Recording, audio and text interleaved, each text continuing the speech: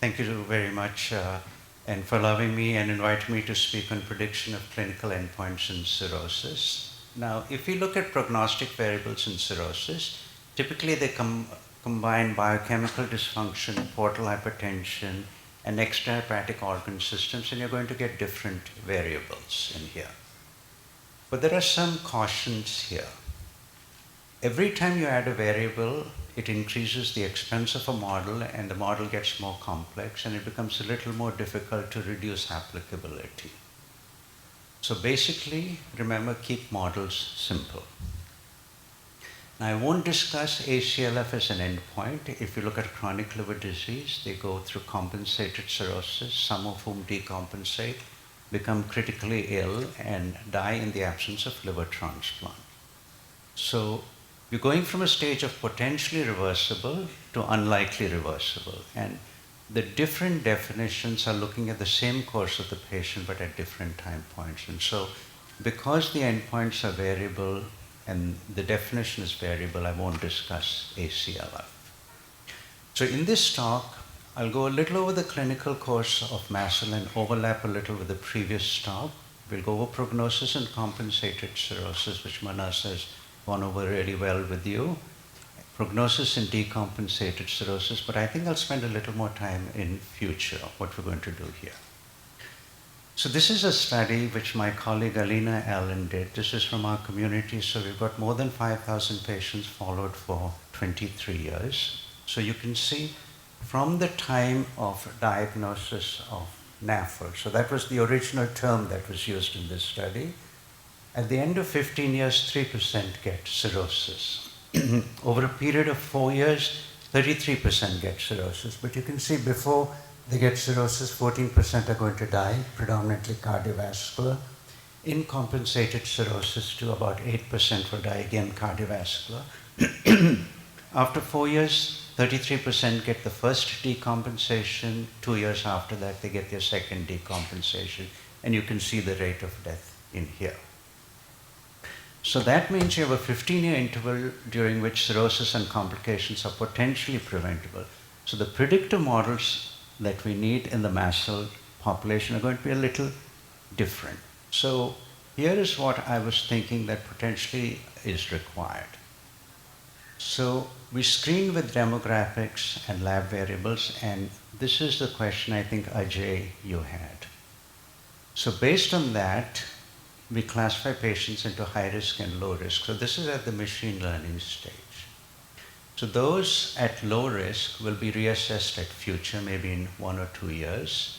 But those at MASL risk, again, are going to be different phenotypes. They're going to be those who have liver predominant and those who are going to have cardiovascular and malignancy predominant. So we have to know what sort of phenotype we're going to predict. And again, we have to try and predict it very early. If it's cardiovascular, then risk evaluation, as Arun went over, again hoping this is automated. And for us, it's the liver evaluation. There are certain liver scores which can help risk stratify. And then you have elastography. So ultimately, the predictive models are going to be related to liver-related events and cardiovascular events. And I'll talk about how we are trying to answer this question. So let's go to prognosis in compensated cirrhosis, also called chronic advanced chronic liver disease. As Manas told you, median survival is 12 years.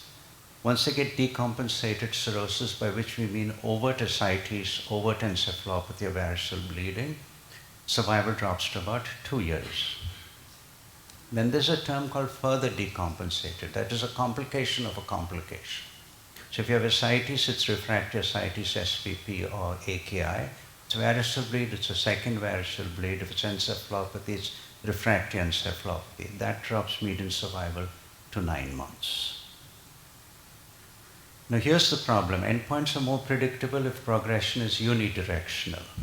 But increasingly, liver etiology is treatable, and this is going to result in reversing of decompensation and regression of fibrosis. So accurate endpoint prediction is going to be a little more difficult in the future. Now, if you look at compensated cirrhosis, what is your goal in compensated cirrhosis? Predict who is going to decompensate. The annual rate of hepatic decompensation is 4%. But if you have alcohol-related or HBV cirrhosis, that's going to go to about 10%. So if you have a patient with compensated cirrhosis, 3 factors will determine your risk of clinical decompensation: the HVPG, MELD score, and albumin. And for those of you who do the HVPG, we do not do it routinely. If it's less than 10 millimeters, the risk of being decompensation free at 4 years is 90%. Now, the prognosis in decompensated cirrhosis, remember, mortality is going to be within 2 years in 50% of them. So the endpoint here is death. So all scores in decompensated are to predict mortality risk. So generally, score of 12 or more with CTP or a MELD score of 21 or greater, median survival is less than 6 months. MELD score of 18, and if you have an infection, median survival, again, less than 6 months. But again, I like to look at things very simple. So this is an old paper from Barcelona, 1988, I believe. Just look at mean arterial pressure. So I look at the mean arterial pressure in patients with cirrhosis. I hope all of you check the blood pressure in these patients. So mean arterial pressure less than 82, so that easy calculation, 105 over 70. Survival was 20% at 24 months and 0% at 48 months. And mean arterial pressure greater than 82, they did much better, 70% survival at 2 years. So when I look at a low blood pressure, or when I look at the blood pressure, I give the patient some idea about how things are going to be.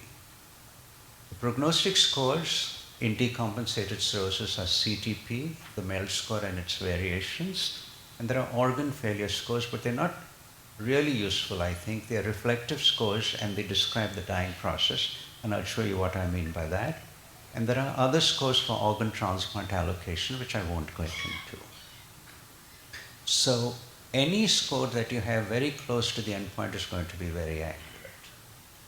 And so immediately before the endpoint, you call it prediction, but you're really not predicting, you're describing the process. So organ failure scores are describing the dying process. That means if you have 5 organ failures, you're not going to say, I predict they're dying. What you're actually saying is the patient is dying. And so they're very accurate when the disease is likely irreversible. Now the future, here's where I want to spend a little more time. What about the AI-guided prediction?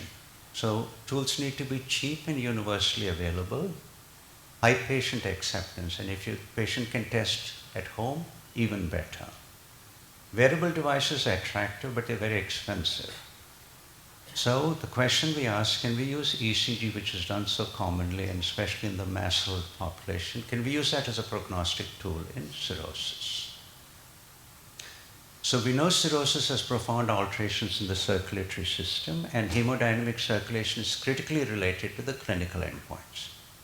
We also know you see ECG abnormalities in patients with cirrhosis, so you're familiar with all of them. TP-TE interval is a marker of repolarization.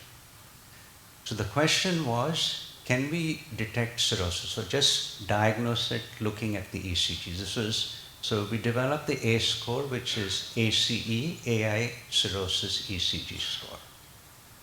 So if you can see here in orange is what we developed. So the ECG, just the ECG will 90% of the time diagnose cirrhosis. In the validation cohort, almost 90% of the time. And so the score level was 0.17. So the machine looking at the ECG will say patient has cirrhosis or not. Not only that, as the liver disease gets worse, as seen by the increasing MELD score, the ACE score increases. After about 25, it flattens out. And then, if you look at patients who've been followed for years before transplant, as the liver disease gets worse, it keeps increasing till they have transplant. And then after transplant, when the liver is better, after about a year, the ECG score comes back to baseline. So now that we know it can detect cirrhosis, the next question we asked is, can it detect hepatic decompensation and predict liver-related outcomes? Again, in our hands was good. So if we used a score of 0.25 in there, was very accurate in predicting decompensation, and you can see that in here. And this is independent of other things, comorbidities, obesity, causes of liver disease, and everything else.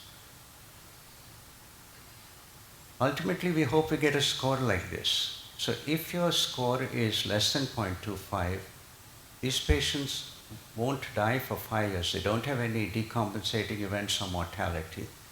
But as the score goes up, you can see the mortality increases.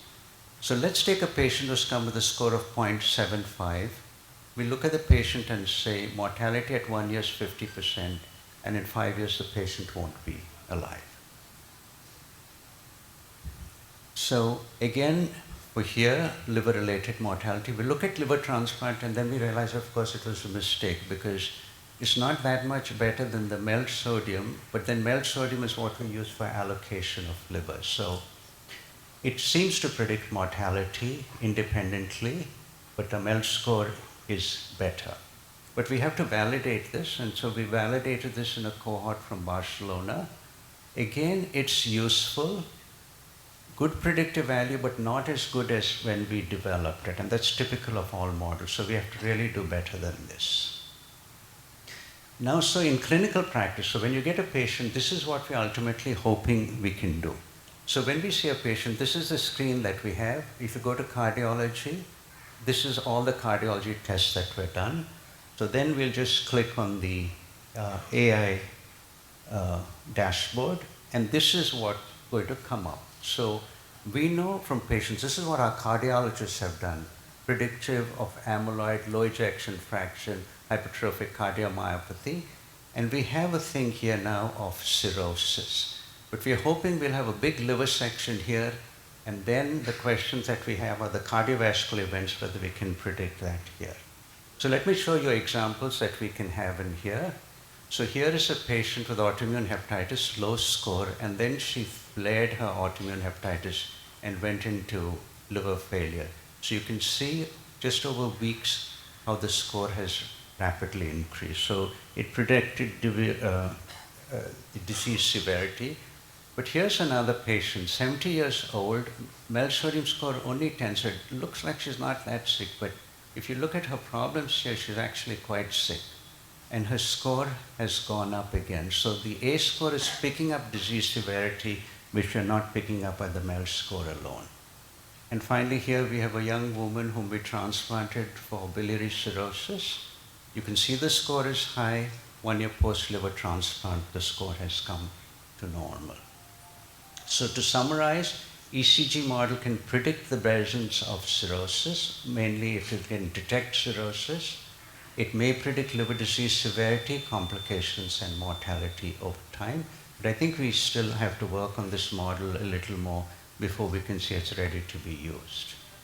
So my take-home messages are cirrhosis progression is no longer one-directional. Improvement in liver function and even regression of fibrosis will occur with treatment of etiology.